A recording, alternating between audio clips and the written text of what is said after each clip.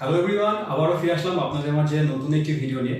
তো আজকের ভিডিওটি হচ্ছে আমি এখানে চায়নাতে নতুন একটি কোম্পানি খুলেছি বিজনেস করার জন্য। তো সেই কোম্পানি সম্পর্কে আজকে আপনাদের কিছু তথ্য দেওয়ার চেষ্টা করবো। আপনাদের মাঝে অনেকে আছেন যারা আমাকে জিজ্ঞেস করতেছেন যে মানে এখানে যারা বিজনেস করতে চান চায়নাতে তারা কিভাবে কোম্পানি খুলবেন। তো সেই বিষয়ে আজকের ভিডিওটি। আসলে সত্যি কথা বলতে এখানে আপনি যদি বোঝেন সবকিছু তাহলে কিন্তু এখানে বিজনেস করা বা কোম্পানি একটা লাইসেন্স নেওয়া কিন্তু অনেক ইজি।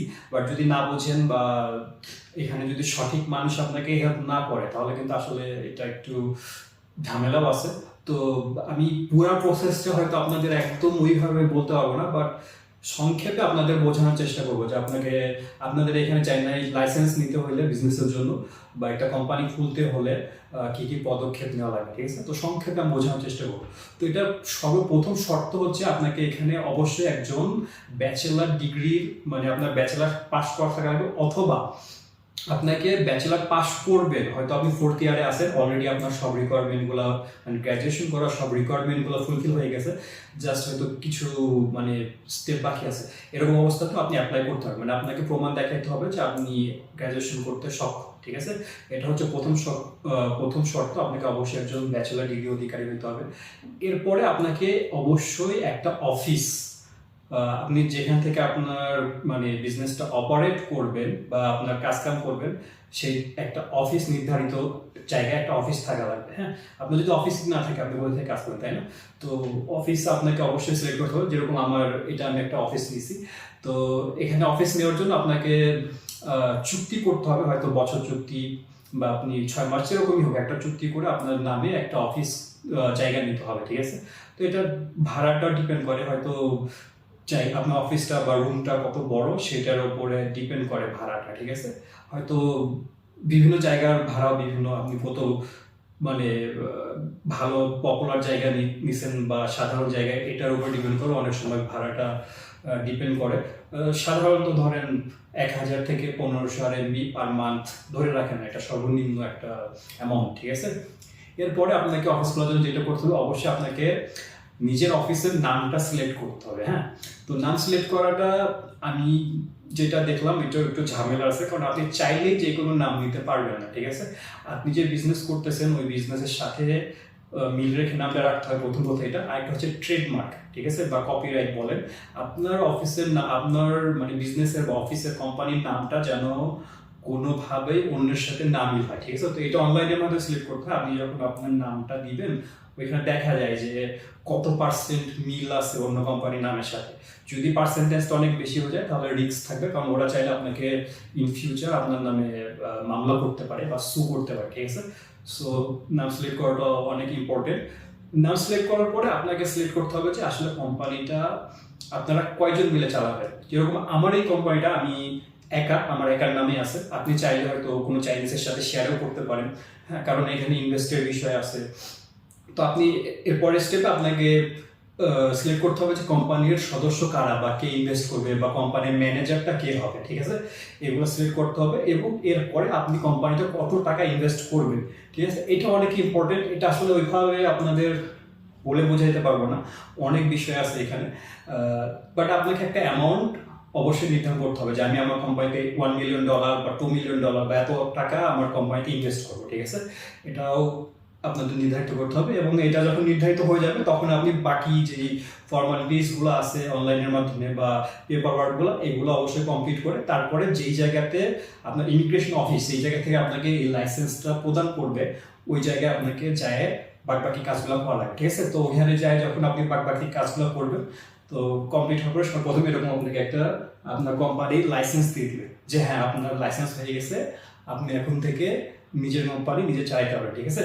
এবং লাইসেন্স হওয়ার শেষে আপনাকে তারা আপনার কোম্পানির কিছু স্ট্যাম্প বা সিল দিবে, ঠিক আছে? কারণ আপনি যখন বিজনেস ডিল করবেন বা কারোর সাথে কোনো চুক্তি করবেন তখন অবশ্যই স্ট্যাম্প।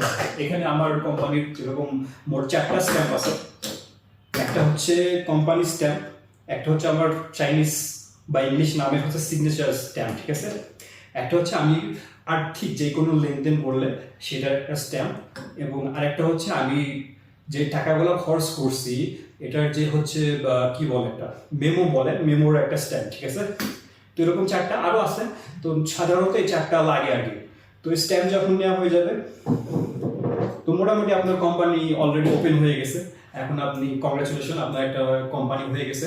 এরপরে আপনাকে যেটা মাস্ট করতেই হবে সেটা হচ্ছে আপনাকে ট্যাক্স দিতে হবে, ঠিক আছে? তো এখানকার ট্যাক্সের বিষয়টা আলাদা। চায়নাতে আপনাকে প্রতি মাসে ট্যাক্সের, আপনার ইনকাম থাকুক, আপনার কোনো বিজনেস থাকুক বা না থাকুক, আপনাকে অবশ্যই ট্যাক্সটা হচ্ছে নির্দিষ্ট জায়গায় বা অনলাইনের মাধ্যমে ট্যাক্সটা হচ্ছে দিতে হবে সরকারকে, ঠিক আছে? এবং এটা অনেক জটিল একটা প্রসেস। এটা সাধারণত যারা ফরেনার তারা পারে না, কারণ এটার জন্য চাইনিজ আইডি কার্ড লাগে, আপনি পাসপোর্ট দিয়ে পারবেন না, ঠিক আছে? তো অবশ্যই এই জায়গাতে আপনাকে একটা অ্যাকাউন্টেন্ট হায়ার করা লাগবে, যে আপনাকে হচ্ছে প্রতি মাসে আপনার এই ট্যাক্সের বা আপনার বিলের যেই জিনিসগুলো আছে সেগুলো আপনাকে সাবমিট করতে বা হ্যান্ডেল করতে সাহায্য করবে। তো এটা আপনাকে একজন অ্যাকাউন্টেন্টের সাথে 1 বছর 2 বছর আপনি যতদিন পারেন চুক্তি করবেন, ঠিক আছে? এবং আপনার কোম্পানিটা কিরকম, আপনার ইনকাম আছে কিনা, কোম্পানিতে কোনো বিজনেস আছে কিনা, এইটার উপরে ডিপেন্ড করে, এটার উপরে আপনার হচ্ছে নির্ভর করবে যে ওই অ্যাকাউন্টেন্ট আপনার কাছ থেকে কত টাকা দাবি করবে, ঠিক আছে? সাধারণত 2500 থেকে 3000, নতুন কোম্পানি হইলে যদি ওরকম কোনো বিজনেস না থাকে তাহলে 2500 থেকে 3000 টাকা, 3000 আরএমবি পার ইয়ার ওরা হচ্ছে আপনার কাছে চার্জ করবে, ঠিক আছে? তো ট্যাক্স দেওয়া হয়ে গেল। এখন কি করতে হবে? এখন হচ্ছে আপনাকে ব্যাংক অ্যাকাউন্ট খুলতে হবে। আপনার যে কোম্পানি আছে, কোম্পানিতে তো আপনি লেনদেন করবেন, তাই না? তো অবশ্যই এর জন্য আপনার কোম্পানির আন্ডারে একটা ব্যাংক অ্যাকাউন্ট রেজিস্ট্রেশন করতে হবে, ঠিক আছে? তো এই হলো বেসিকগুলা। আমি এখন পর্যন্ত যেগুলো বললাম এগুলো হচ্ছে বেসিক হচ্ছে ধাপ, ঠিক আছে? এগুলো মাস্ট আপনাকে করাই লাগবে, এবং আমি এই পর্যন্তই করছি। আমার আরও হয়তো ফিউচারে আরও অনেক কিছু করা লাগবে, তো সেগুলো যখন আমি করব আস্তে আস্তে আপনাদের সাথে শেয়ার করার চেষ্টা করবো, হ্যাঁ? তো এগুলো হচ্ছে বেসিক। আপনার একটা কোম্পানি খুলতে হইলে অবশ্যই এইসব ধাপগুলো পার করা লাগবে, এবং এত সহজ না, অবশ্যই আপনাকে এখানে কেউ হেল্প করতে হবে, হ্যাঁ?